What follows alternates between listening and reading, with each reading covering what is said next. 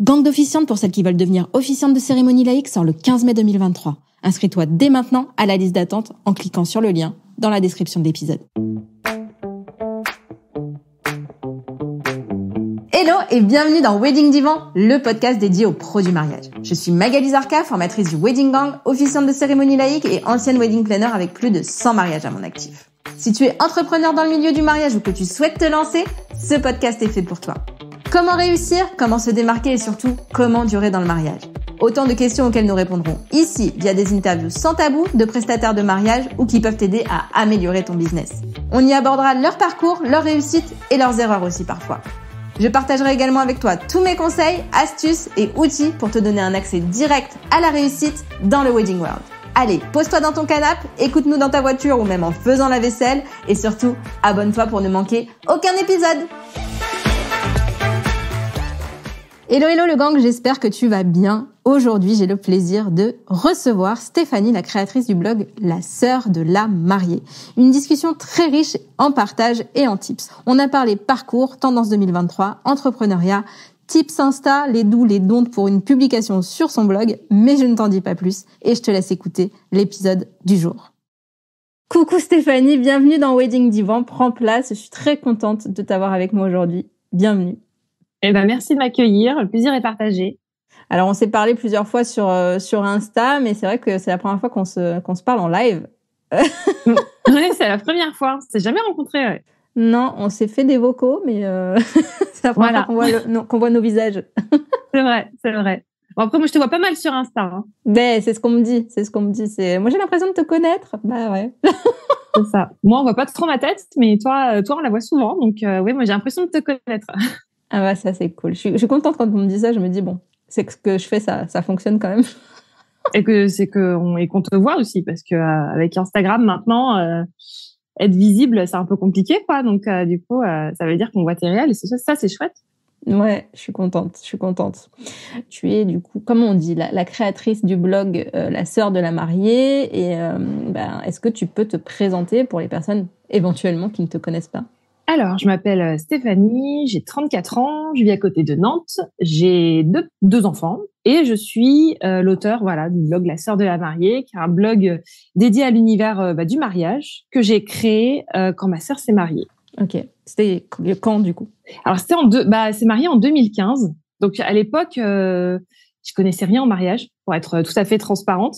C'était un univers qui m'était clairement inconnu. Je l'ai aidé à préparer son mariage parce que moi, de base, je faisais de l'événementiel par le passé. Et donc, du coup, je l'ai aidé dans ses préparatifs. Et en fait, je suis un peu tombée des nues quand j'ai découvert, en fait, ce qu'était le mariage. Parce que pour moi, le mariage, c'était quelque chose de très codifié, avec beaucoup de conventions, beaucoup de traditions. Et je me reconnaissais pas particulièrement dans ce type de cérémonie. Et quand j'ai commencé à l'aider et à aller sur des blogs mariage français, des blogs mariage étrangers, Pinterest et tout, j'ai fait waouh. En fait, un monde s'est ouvert à toi.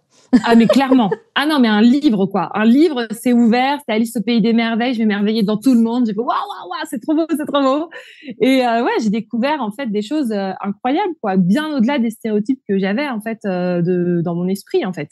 Et qu'en plus et que mes proches ou ma sœur était l'une des premières à se marier dans mon cercle amical et familial.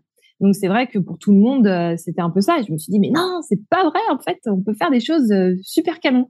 J'ai découvert comme ça que un marié pouvait se marier en basket et être très élégant, qu'une mariée pouvait se marier en pantalon et être extrêmement féminine, qu'on pouvait arriver en scooter à son mariage et ne pas ressembler à des ados prépubères. Je me suis dit mais mais il faut répandre un peu la bonne parole, on va dire, faut montrer que c'est fun, c'est cool et qu'il faut se marier quoi. Et du coup j'ai eu un coup de cœur là-dessus. Et pourquoi après j'ai créé ce blog?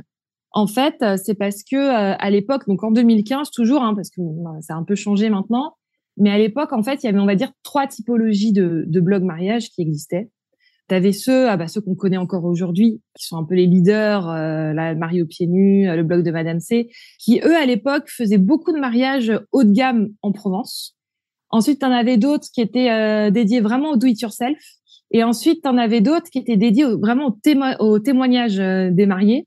Je prends notamment donc la mariée en colère qui faisait beaucoup qui fait toujours d'ailleurs du témoignage et partage d'expérience, mais on n'est pas sur le visuel, on est beaucoup sur l'écrit. Et du coup, je me disais, il me manquait un petit peu un endroit où on pouvait parler des mariages un peu moyen de gamme, sans pour autant être dans le très très haut de gamme. Même si parfois je peux montrer des choses qui coûtent cher, on peut puiser des inspirations ici et là. Et puis sur d'autres secteurs, en fait moi de base je suis bretonne, donc du coup je me disais mais je trouvais pas de mariage en Bretagne. Là maintenant je vis à Nantes, je trouvais pas de mariage trop sur la Loire-Atlantique et tout. Je me dis ce serait peut-être bien de trouver d'autres régions et tout. Et on m'avait toujours dit s'il y a quelque chose que tu aimes qui n'existe pas, fabrique-le. Je me suis dit allez c'est parti, je le fabrique et j'ai fait l'assistante de la mariée. Voilà bien. Globalement l'histoire. Bon, on va revenir sur plusieurs points au cours de cette interview, mais du coup, c'est quoi les grandes étapes de la construction de ton blog? Comment tu as commencé? Comment tu as pris contact avec les prestats, les mariés? Comment ça s'est passé, le déroulé de la création d'un blog? Alors, ça a pris... En fait, on va dire que le blog a connu plusieurs ères. On va dire. D'abord, il y a eu le lancement, c'est sur toute la période un peu 2015-2018, toute cette période-là. En fait, je prenais pas le blog très au sérieux. Vraiment, c'était un hobby. Je le faisais à côté de ma vie professionnelle, de ma vie familiale. J'ai même abandonné pendant quelques mois. En fait, je suis partie aux États-Unis pendant 6 mois, donc du coup, j'ai rien fait sur le blog à ce moment-là. Et puis après, j'ai eu la naissance de ma fille, donc du coup, là aussi, j'ai un peu laissé tomber. Mais c'est pas très grave parce que c'était un hobby pour moi. Et d'ailleurs, je refusais tout partenariat. Je refusais aussi toute mention d'une marque sur le blog. C'était vraiment, je racontais ma vision du mariage et ça se limitait à ça, quoi. Et puis après, à partir de 2018, j'ai eu la deuxième ère où en fait, là, j'ai commencé à avoir un petit lectorat qui a commencé à me suivre et tout. Et en fait, j'ai commencé à avoir beaucoup de demandes de mariés qui, elles, m'ont demandé, mais je cherche de la papeterie. Qu'est-ce que tu me recommandes? Je cherche un photographe dans les Hauts-de-France. Est-ce que tu en connais? Et en fait, de fil en aiguille, en fait, les mariés en fait me réclamaient une sorte de carnet d'adresses, ça me réclamait des noms. Et du coup, j'ai dit il va peut-être falloir que je m'ouvre à ça. Et c'est à ce moment-là en fait que j'ai commencé à faire ce qu'on appelle des kits médias. Du coup après à accepter des partenariats, à mettre en avant des collections de papeterie, des collections de robes de mariée. C'était vraiment c'est pas venu de moi, c'est venu des mariés qui me réclamaient à chaque fois des noms en fait. C'est à ce moment-là que j'ai créé d'ailleurs mon auto-entreprise pour pouvoir commencer à gagner un petit peu ma vie. Mais je faisais toujours ça à côté d'une vie professionnelle. Et tu faisais quoi dans la vie du coup? De l'événementiel du coup? Alors, j'ai fait de l'événementiel au début de ma carrière. J'ai fait ça pendant 4-5 ans. J'étais dans l'univers des médias. Donc, j'ai travaillé à la télé, j'ai travaillé à la radio, à la presse. Et en fait, c'est génial, hein. Tu dis, je fais de l'événementiel pour une chaîne de télé. J'ai fait des avant-premières de films, des avant-premières de jeux vidéo, des trucs comme ça. C'était super cool. Mais en fait, c'était pas mon truc. Clairement pas. Et du coup, après, je me suis spécialisée en stratégie digitale. En fait, et du coup, j'ai fait de la création de contenu pour le web, tout ce qui était rédaction. Je me suis formée au fameux SEO, donc le référencement naturel, qui était très très utile pour le blog. Je pense que j'ai mis en place tout ce que je savais dans mon travail dans le blog. Et après, j'ai été community manager avec justement surtout sur Instagram, en fait. Instagram, Facebook, Pinterest. Ça a été mon métier jusqu'à 2022, où là, j'ai lâché mon poste en CDI pour pouvoir me consacrer à 100% au blog. D'accord. Et donc, tu vis de ton blog aujourd'hui? Je vis de mon blog, ouais, depuis 1 an. Ok. C'est marrant parce que du coup, en discutant, j'ai tapé blog mariage pour regarder un petit peu où tu sors. Et effectivement, on a Thank You en premier, puisque du coup, il répertorie tous les blogs, donc forcément, c'est plus simple. Voilà. Ensuite, on a la mariée en colère. Et tu arrives en 3e. Donc, et j'arrive en 3e. C'est beau. Parce que t'es là depuis moins longtemps que certaines, n'est-ce pas? Oui, je suis là depuis moins longtemps que certaines. Oui, c'est vrai. C'est vrai. Après, voilà, c'est un travail régulier. J'ai réussi à être premier. En septembre, j'ai réussi à être premier, avant Thank You et tout. Mais bon, voilà, après, c'est les robots, ça bouge, Google, ça bouge tout le temps, ça bouge en permanence. Et justement, ça bouge. Donc, je suis pas à l'abri un jour d'être en page 2, en page 3. Donc, il faut continuer à travailler pour garder sa place, quoi. Rien n'est acquis, hein. Donc, Ouais, c'est un travail, quoi. Et donc, quand on dit que tu vides ton blog, ça veut dire quoi? Ça veut dire que qu'est-ce que tu fais rémunérer à part, effectivement, les encarts, les articles peut-être sponsors ou des choses comme ça? Tu as une activité de community manager pour les pros du mariage ou j'ai rêvé? Alors, c'est un de mes projets. Un de mes projets, voilà. Pour l'instant, j'ai pas le temps de le développer parce que là, on est sur la haute saison, j'ai pas mal de choses à faire. Mais c'est vrai que c'est un projet que j'aimerais mettre en place. Pas forcément faire du community management pur parce que je trouve que pour garder en authenticité, c'est toujours bien de garder la main sur son compte Instagram. Mais par contre, les accompagner pour voilà un peu du coaching pour dire voilà ce qu'il faut faire, ce qu'il faut pas faire. Bon, j'ai un projet en cours sur 2024 sur ça justement. Comment j'ai vu ça alors? Tu l'as dit où?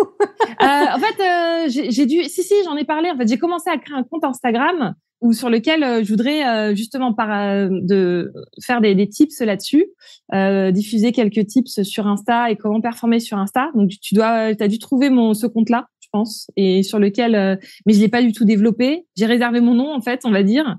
Mais ça c'est un projet en cours, ouais. J'aimerais bien proposer ça et sur le SEO aussi.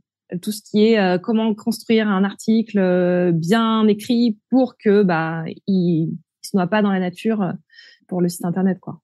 Donc voilà, c'est des petits projets là-dessus.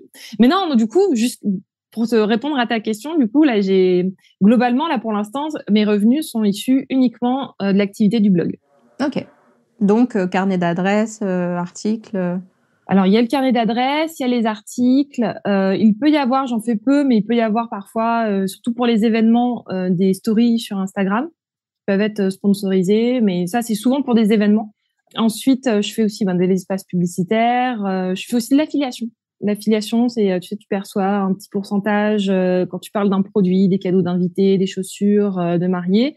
Le prix ne change pas pour le consommateur final, mais derrière, si la marque voit que c'est la sœur de la mariée qui a généré la vente, je perçois un petit revenu. Ça fait un peu influenceuse parce que c'est le modèle économique des influenceuses, mais c'est vrai que c'est quelque chose qui peut fonctionner. Oui, complètement.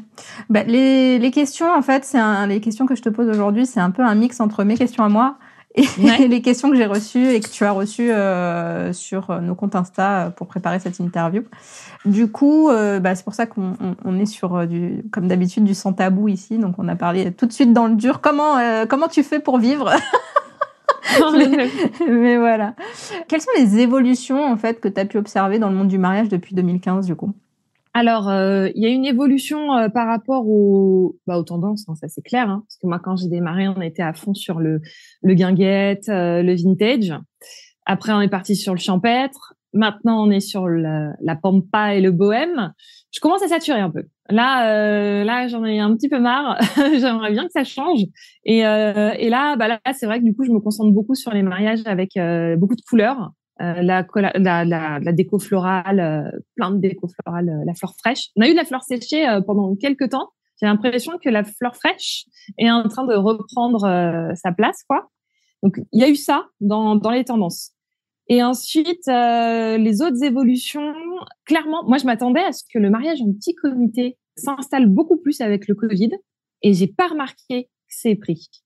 Au début, je me suis dit, ouais, c'est trop bien, parce que c'est vrai qu'il y a des gens qui ne se marient pas pour des questions de budget, parce qu'on se dit, si je dois me marier, je dois inviter 150 personnes, c'est un budget, donc il y en a plein qui disent, non, on se marie pas tout de suite. Je me dis, le mariage en petit comité, on va enfin voir que c'est pas forcément un mariage, un sous-mariage ou un mariage au rabais. Et en fait, ça n'a pas pris. Les gens, au contraire, j'ai l'impression qu'avec la crise sanitaire, ils ont réalisé que rassembler tous ceux qui comptent, c'était encore plus important peut-être même que la déco, que tout ça, mais qu'il fallait continuer à se rassembler et continuer à être nombreux au mariage, quoi. Ouais, je pense que moi personnellement, c'est vrai que je vois beaucoup moins de monde qu'avant. Alors peut-être parce que je ne travaille pas dans un bureau avec des gens et tout, mais je prends plus le métro et tout ça. Et j'avoue que peut-être que j'ai envie de voir. Si je devais me marier demain, j'inviterais tout le monde, quoi, parce que justement je vois pas autant de monde qu'avant, quoi. Ouais. Donc ça, je pense que du coup la grande fête avec plein de monde, ça va rester encore ancré dans les habitudes, quoi. Voilà. Après, dans ce qui est qu'est-ce qui a pu évoluer aussi? Malheureusement, j'ai aussi vu des entreprises fermer. Il y a eu beaucoup. Le Covid a fait un ménage de dingue, a éradiqué pas mal de petites sociétés. Ça fait toujours mal au cœur. Et puis après aussi, on voit des gens qui évoluent aussi, des gens avec qui que je suivais, qui au départ, qui ont changé d'activité, qui peuvent rester dans le domaine du mariage, mais qui ont fait autre chose. Et ça, c'est des belles histoires de vie aussi. Savoir qu'on reste dans ce domaine-là pendant plusieurs années, tu vois des têtes différentes, ou tu vois des gens qui changent d'activité, et je trouve ça bien parce que c'est des aventures humaines extrêmement riches, quoi. Donc globalement c'est ça. Et aussi que le mariage c'est un métier passion qui peut user des gens, hein, clairement. Ça c'est aussi un truc que j'ai remarqué, quoi. Donc c'est pour ça on m'avait beaucoup dit aussi pourquoi tu deviens pas wedding planner, parce que j'ai eu cette casquette événementielle, j'ai fait des gros événements pendant plusieurs années et tout. Mais je vois bien que c'est pas un métier, c'est un métier intense, très très bon. Ouais, je pense que tu connais, hein. Voilà, très prenant, émotionnellement et physiquement, et ça, voilà, j'ai réalisé que c'était pas pour moi, quoi. Oui, je suis témoin du voilà du métier de wedding planner. Je suis entre guillemets. J'allais dire victime, mais j'exagère, mais c'est rigolo. Mais non, c'est un métier difficile. C'est un métier difficile, mais c'est un métier très beau, mais difficile. Ouais, mais difficile. Et ça, il y a beaucoup de gens qui se lancent dedans sans trop savoir. Beaucoup de futurs mariés, j'en vois plein, moi, des mariés qui me disent mais du coup j'ai une vocation qui s'est ouverte, j'aimerais tellement me lancer dedans dans le wedding design, surtout la déco, ça plaît aussi. Et puis après, il y a la réalité aussi qui fait que pour avoir sa place, créer son entreprise, c'est un challenge, et il n'y a pas que de la déco quand on fait de la scénographie. Il y a tout un schéma entrepreneurial derrière aussi, et ça, faut être capable de l'assumer, quoi. Dans tous les métiers qu'on fait, en fait, pour moi, il y a, on va dire, 60% d'entrepreneuriat et 40% de ton vrai job, entre guillemets, qui est mis sur ton Insta, quoi. C'est ça. Il faut s'en rendre compte, ça, c'est sûr. Il faut s'en rendre compte, quoi, clairement. L'épisode sera publié après, mais j'ai un live qui est prévu avec 3 formatrices et une créatrice de branding sur ce sujet. Ah ouais, tu vois, mais non, mais c'est super intéressant. Ouais, c'est clair.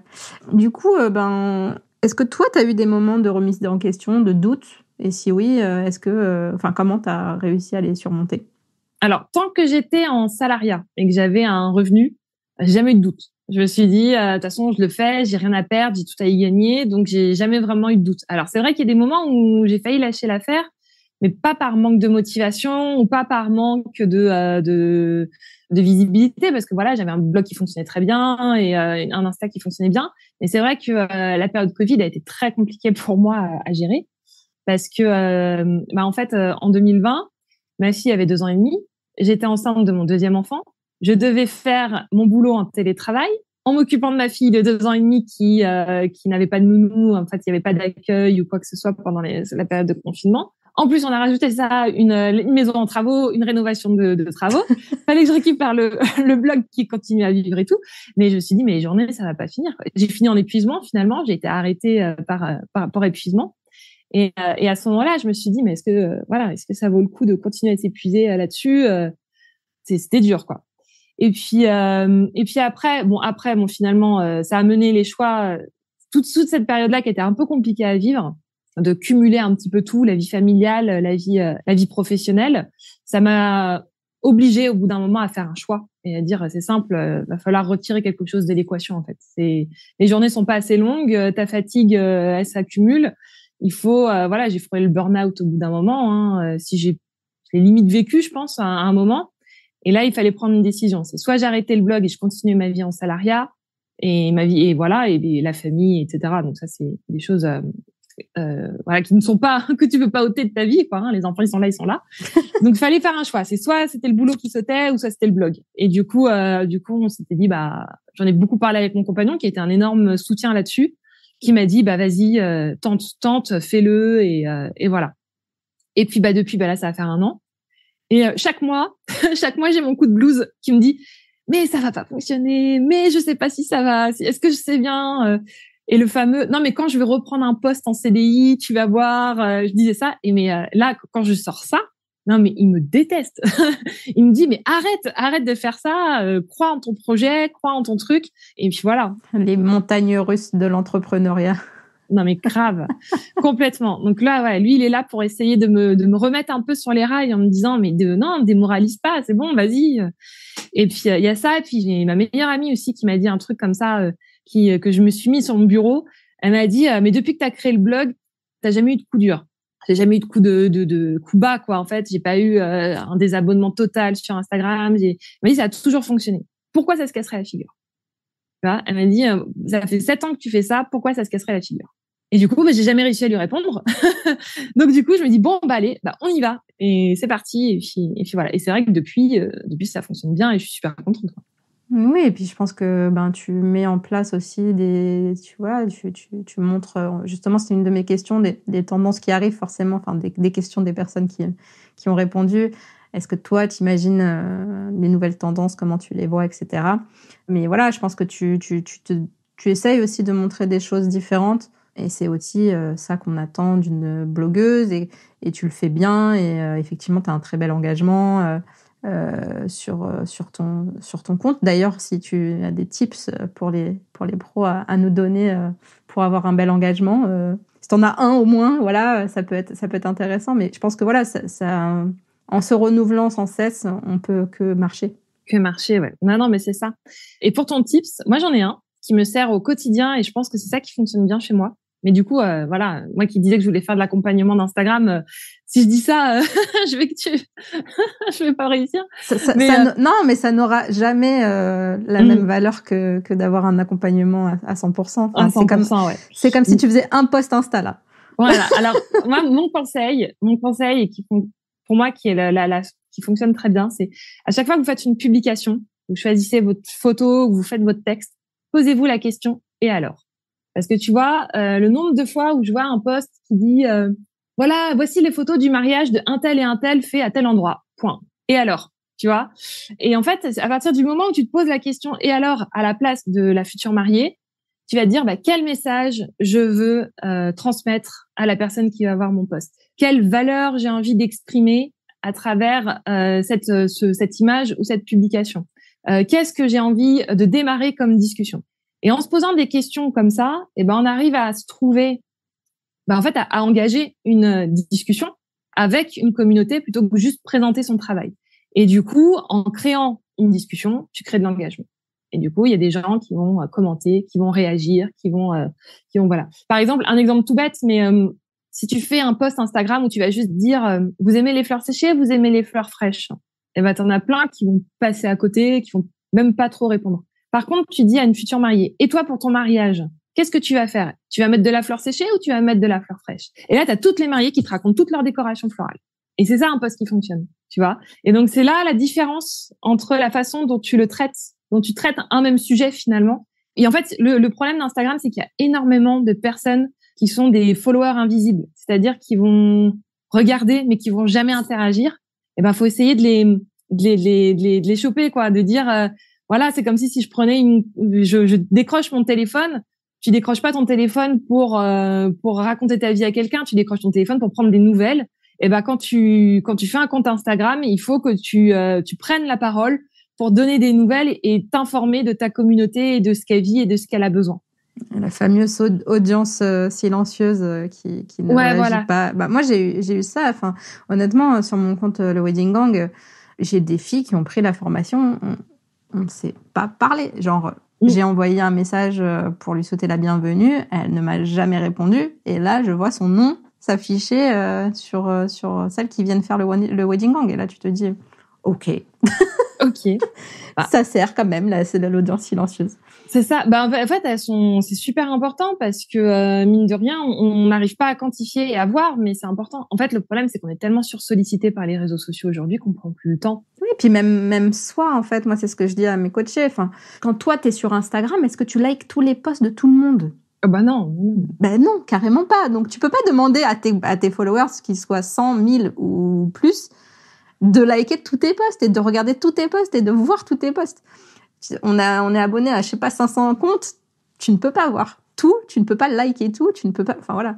Donc, ne t'imagine pas que tu vas les saouler déjà. Il y a ça, et puis il y a aussi le côté où maintenant les réseaux sociaux, moi en tout cas c'est mon cas, moi les réseaux sociaux, je veux dire, je regarde ça sur des temps morts, je reste pas 1 heure sur Instagram, je vais faire 10 minutes par-ci, 5 minutes par-là, 3 minutes par-là, et donc du coup à chaque fois que je me déconnecte et me reconnecte, bah du coup j'ai l'algorithme qui change, du coup, et à un moment je vais regarder mon truc, mince, j'avais vu une publication qui était super bien il y a 5 minutes, où il y a un quart d'heure, où il y a 1 heure, impossible de la retrouver. Mais impossible. Alors maintenant, il faut piner, quoi. Donc, dès que tu vois un truc, tu sais qu'il faut l'enregistrer rapidos, parce qu'après, c'est invisible. Mais si t'as pas enregistré, c'est super dur. C'est clair. Et du coup, les tendances, est-ce que tu as des tendances qui arrivent, que tu vois émerger ou... Bah, justement, le fait de voir la couleur et la couleur dans les fleurs. La couleur dans les fleurs, là, c'est, pour moi, c'est une tendance. Bah, justement, le pampa, on va arriver un petit peu, il va encore avoir quelques temps à lui encore, je pense, mais à lui ou à elle, je sais même pas si c'est féminin ou masculin. La pampa, je crois. Ouais, je crois. Hein. Oh, la nulle. Mais oui, non. Mais en fait, à chaque fois, je dis des pampas parce que c'est en plusieurs, donc du coup, j'ai pas le féminin ou masculin. Mais ouais, donc non, il y a ça, et puis ouais, le retour vers la fleur et puis vers la couleur. On a envie de positif, on a envie de voir des choses. Et en ce moment, moi, je suis à fond, je sais, sur les fleurs qui sont très couleur fuchsia. Le fuchsia, ouais, je sais pas. En ce moment, c'est la couleur de l'année, c'est le magenta, donc on n'est pas très loin. On n'est pas très loin, ouais, voilà. Le violet, bah, on l'a vu, hein, de toute façon, dans les derniers salons, là, au mois de février. Ouais. Tu voyais dans les fleurs, on n'est plus sur le monochrome blanc, on est vraiment sur, on repart vraiment sur du violet, du jaune, du rouge, du rose, ouais. Ça peps en couleur et ça fait du bien. Ça fait du bien. C'est clair. Est-ce que les futurs mariés ont des souhaits précis vis-à-vis de ton blog? Ah oui. Bah, ça dépend de qui. Mais j'ai parfois des demandes ultra précises. Bah là, bah oui, dans les questions que j'avais eues, j'ai eu des gens qui me demandaient par exemple des prestataires en Belgique ou tel. On m'a même demandé un jour, ah oui, alors je recherche un lieu de réception sur tel secteur. Donc c'était un périmètre de 30 km max avec de la vieille pierre, de la poutre, mais un budget de ça. J'ai fait, non, je suis pas wedding planner. Et là, voilà, je peux donner quelques idées, quelques tips, mais après, voilà, une autre personne qui me disait aussi, bah oui, mais ce lieu de réception il est bien, mais les chaises elles sont moches. Du coup, il me faut un lieu de réception avec les chaises parce que je vais pas payer les chaises en plus. Et là, je fais, bah oui, non, mais là, c'est un travail de coordinatrice, de décoratrice. Et ouais, je reçois très, très, très régulièrement des demandes comme ça, très poussées. Donc, ça, je sais pas si j'ai répondu correctement à la question. Oui, bien sûr. Si c'était ça. Oui, parce qu'ils ont des souhaits. Alors après, ça peut être aussi des souhaits vis-à-vis des articles que tu vas publier, des prestats que tu mets en avant. Ouais, alors j'ai beaucoup de demandes pour les robes de demoiselles d'honneur. Parce que bah forcément avec un nom comme la sœur de la mariée, j'ai les sœurs de mariée qui sont témoins, qui sont demoiselles d'honneur, qui se posent la question de comment je m'habille. Donc tout ce qui est sujet demoiselles d'honneur, souvent j'ai beaucoup de demandes là-dessus. Et puis après, j'ai aussi beaucoup de demandes sur la déco globalement. Tout ce qui est déco, où est-ce que je peux trouver tel panneau de bienvenue, où est-ce que je peux trouver telle arche de cérémonie, est-ce que en fait, et c'est ça que j'aimerais, ça c'est dans mes objectifs un peu pour l'année pour cette année. En fait, la future mariée, elle a vu qu'elle est un peu paumée dans toutes les inspirations qu'on lui donne. On lui donne des inspirations, mais on lui donne pas on lui donne pas les tips pour pouvoir les faire. Donc c'est vrai que quand on va sur Pinterest, on voit plein de choses. Maintenant, où trouver la Dame Jeanne, où trouver l'arche de cérémonie hexagonale ou triangulaire ou que sais-je, eh ben on n'a pas forcément ça. Et moi, l'idée, c'est que je voudrais développer le blog là-dessus pour que quand la future mariée elle arrive, elle puisse faire son shopping sur le blog directement, quoi. Oui, en fait, tu mettrais des liens pour trouver ça, elle est là et c'est ça. Et du coup, on partirait sur de l'affiliation finalement sur ce truc-là. Oui, ça peut être, c'est ça, quoi. C'est de dire, voilà, pour faire tel décor, bah il vous faut telle Dame Jeanne en location là-dessus, tel truc là-dessus. Et au moins, les gens, les futurs mariés, c'est ça qu'elles cherchent. Elles cherchent des choses un peu clés en main pour trouver leur déco, quoi. Ok. Et du coup, tu as d'autres projets pour 2023 ou c'est le community management, enfin le coaching en community management, c'est 2024. Ça, c'est pour 2023. Ce serait sur 2024 parce que 2023, justement, je développe la boutique. Je suis en train de développer une boutique où justement l'idée c'est qu'elle puisse faire son shopping, que la future mariée fasse son shopping. Donc du coup, s'il y a des des marques qui ont un e-shop qui sont intéressées. Je suis en train de développer tout mon portefeuille de partenaires là. J'ai déjà pas mal de jolies petites choses qui sont en cours là. Ça peut être de la loc aussi? Ah bah ça peut être en fait, il faut que ce soit on va dire réservable par internet. Okay. Mais après faudrait voir, l'idée c'est que la personne puisse trouver le tarif, parce que c'est ça en fait, tout ce qui est demande de devis personnalisé, dans ce cas-là c'est plus le carnet d'adresse, tu vois. Le carnet d'adresse, tu dis voilà, tu cherches quelqu'un pour faire ta décoration sur devis. Bon bah là c'est le carnet d'adresse. Par contre tu cherches juste une arche et tu veux savoir combien ça coûte la loc de ton arche, eh bien oui, ça c'est possible. Voilà, c'est typiquement le genre de choses quoi. Et puis pour se donner aussi une idée du tarif, parce que y a plein de gens qui savent pas combien ça peut coûter ça. Même nous, on sait pas. Même nous, on est dans le mariage, on sait pas. Même nous, parfois, on a du mal. Mais je pense notamment aux arches, tu vois. Par exemple, j'ai une mariée qui a dit ça. Elle voulait pour son arche de cérémonie laïque une nacelle, pas une nacelle, une balancelle, pardon. Ouais. Une balancelle. Et du coup, elle s'était dit, je pourrais jamais la trouver en location ou quoi que ce soit. Elle dit, je vais la fabriquer. Sauf qu'entre le coût du bois, le fait qu'elle n'était pas démontable, le fait qu'elle a fallu louer spécialement un camion qui n'allait pas sur le lieu de la cérémonie laïque pour pouvoir voilà, elle dit en fait ça a été un casse-tête. Elle dit j'ai laissé un rein pour là-dessus, juste pour une photo. Voilà. Donc du coup c'est vrai que c'est bien aussi parfois le do it yourself c'est bien, mais c'est pas forcément le plus économique. Donc la loc, je sais que moi je prône la loc, ne serait-ce que pour le côté un peu aussi éco-responsable, de se dire réutiliser l'existant. N'achetez pas du bois pour fabriquer une arche qui sera à la poubelle après, ça sert à rien. Je suis plutôt je prône la loc, ouais, c'est bien d'essayer de démocratiser tout ça quoi. Parlons justement un petit peu de tout ce qui est proximité. Donc tu habites Nantes maintenant, donc j'ai eu une question de mes coachés, c'était rigolo, de Wedding Gang 1, qui me disait est-ce que tu aimes travailler, est-ce que tu aimes rencontrer, publier des prestataires de ta région, et est-ce que les filles du Wedding Gang 1 peuvent t'inviter à déjeuner? Mais grave, invitez-moi. Je suis toute seule dans mon bureau. Je veux prendre des apéros. Totalement. Je suis complètement, carrément. Et justement, c'est un sujet. La solitude de l'entrepreneur parfois est un petit peu dur à vivre.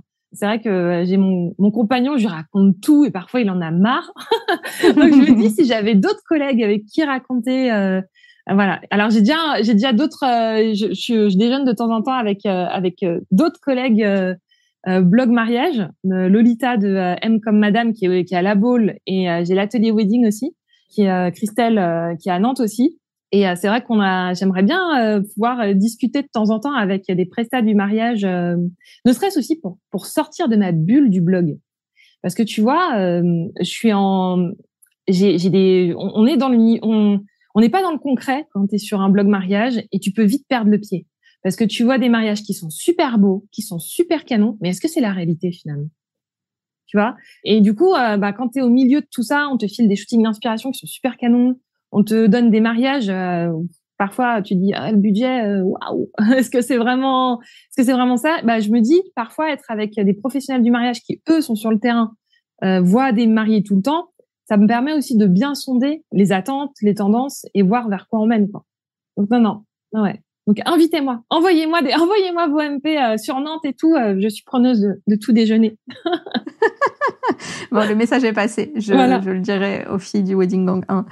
Du coup, la question suivante, forcément, tu allais la voir, c'est comment faire pour être publié sur le blog de la sœur de la mariée?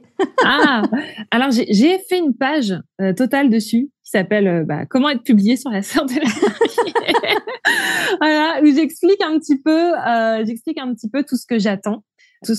Alors après, tout dépend en fait de ce qu'on a, parce qu'il y a plusieurs possibilités d'apparaître sur le blog. Si c'est juste un shooting d'inspiration, si c'est un partenariat qui est un petit peu plus poussé, il y a des objectifs et des messages qui sont différents.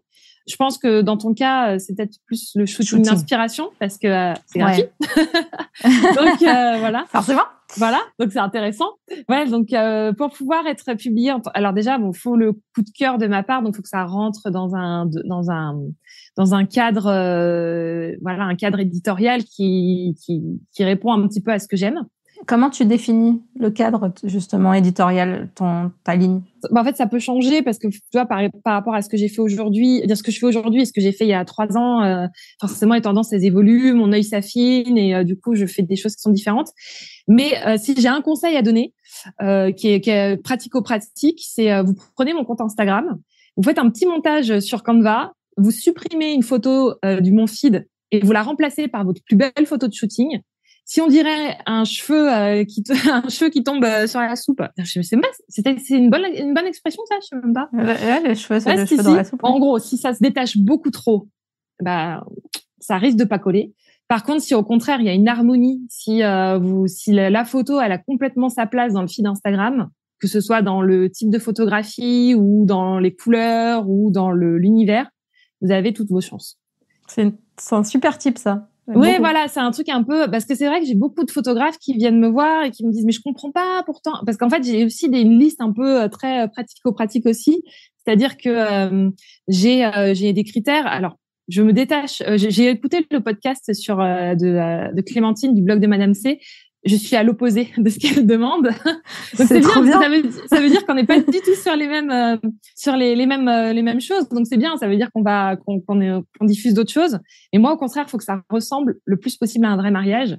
Parce que dans le même principe que je dis que je veux faire une sorte de catalogue où les futurs mariés peuvent faire leur shopping, l'idée c'est qu'elles puissent se projeter et se dire je veux ça à mon mariage. Donc je veux prendre la photo et du shooting et je la recrée et je vais la refaire. Et quitte à appeler tous les prestataires du shooting en disant je veux exactement ça, donc je prends tous les gens du shooting et je veux la même chose. Pour le coup, c'est ce qui s'est passé avec le shooting qu'on a publié chez elle, dont je parlais dans le podcast, celui de Noël. En fait, moi, ma mariée de décembre de l'année dernière, elle m'a dit j'ai pris The Wild Strawberry, j'ai pris j'ai pris toi, elle a pris en fait la roche couloir. Enfin voilà, elle a pris le package qu'elle a vu sur le shooting en se disant c'est ça que je veux quoi. Je vois ce que tu veux dire. C'est ça. Donc du coup voilà, donc c'est pour ça que moi je cherche quelque chose, des mariages qui sont réalisables du coup. Qui sont réalisables et sur lesquels il y a des futurs mariés qui peuvent se dire voilà je veux ça. Et donc du coup qui dit projection, donc ça veut dire qu'il faut un couple. Donc je prends pas par exemple les shootings d'inspiration où j'ai 3 mariés ou les shootings où j'ai une mariée toute seule. Il faut qu'on soit 2, donc ça peut être 2 hommes, 2 femmes, un homme, une femme, ça je m'en moque, mais il faut être 2 parce que on se marie pas à 3 ni à 1. Donc ça c'est déjà un premier point et ça mine de rien on se rend pas compte, mais il y a beaucoup de shootings qui présentent juste une mariée toute seule en fait. Je demande aussi à ce qu'il y ait une cérémonie. Donc la cérémonie, donc une arche ou un décor, quoi, pas forcément une arche, mais au moins un décor de cérémonie et qu'on puisse se dire bah tiens, si je fais une cérémonie dans cet endroit-là, je vois que c'est possible de le faire, de créer ça. On peut se projeter quoi. Voilà, qu'on peut se projeter et une table sur laquelle on peut manger. Parce que c'est vrai que parfois on a plein d'inspiration, mais voilà, j'ai vu des shootings qui sont superbes. Mais voilà, mettre une table au bord d'une falaise avec 2 personnes, c'est un peu complexe dans la réalité.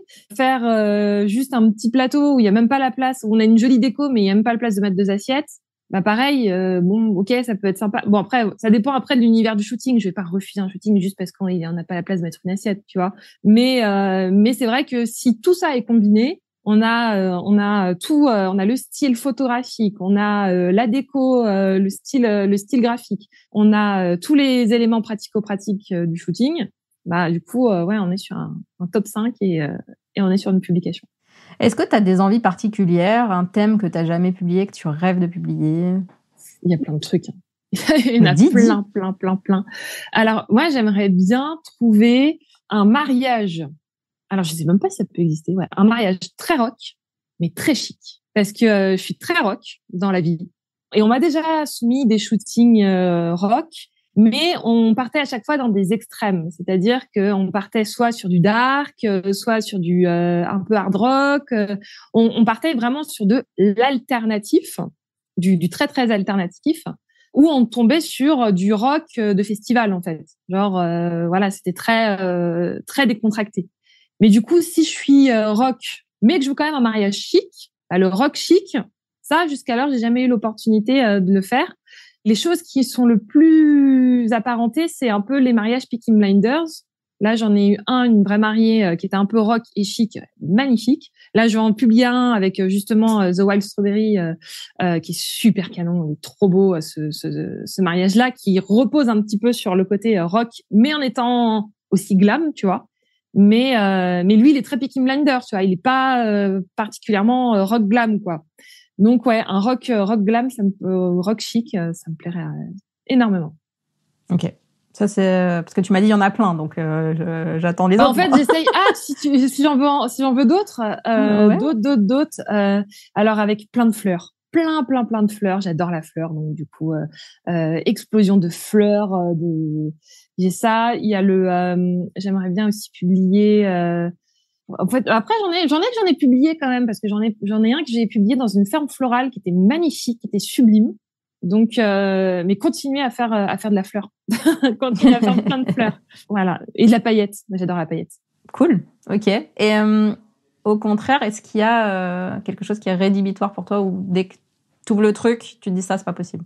Bah alors globalement, quand c'est pas possible, c'est souvent parce que c'est le style photo. C'est plus le style photo que la tendance. Et le fait qu'il n'y ait pas de cérémonie, peut-être, du coup, comme tu disais. Non, ça va être plus par exemple les associations de couleurs trop criardes aussi.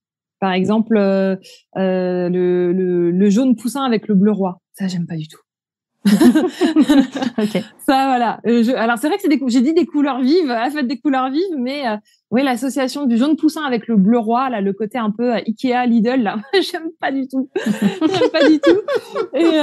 Et j'ai eu des mariages qui m'ont été proposés comme ça, et ça me brûle la rétine. Ça, j'y arrive pas, ça. Ça, c'est, je suis désolée, hein, mais ça, c'est inexplicable. Ça, pour le coup, je peux même pas l'expliquer.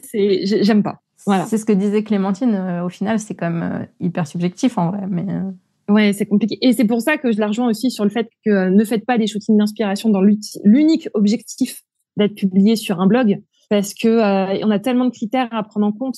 Par exemple, là, j'ai refusé un shooting là il y a la semaine dernière, pas parce qu'il me convenait pas. C'est parce que c'était un shooting qui a eu lieu en pleine neige et que globalement, j'ai environ 3 mois de délai pour pouvoir publier les images. Et donc là, dans 3 mois, on est au mois de juin, quoi. Donc, je vais pas publier un mariage dans la neige au mois de juin. Donc, ou sinon, faut attendre l'année d'après. Et sauf que les prestataires derrière, ils disent, non, nous, on veut exploiter les images, on veut les diffuser, on veut essayer de les mettre partout. Donc, du coup, c'est pas que ça me plaît pas, au contraire. Mais là, pour le coup, la saisonnalité faisait que, c'est pas possible. Alors ça, c'est une question que j'ai souvent. Est-ce qu'on a le droit de publier des photos du shooting sur nos Insta alors qu'il n'est pas encore publié sur le blog?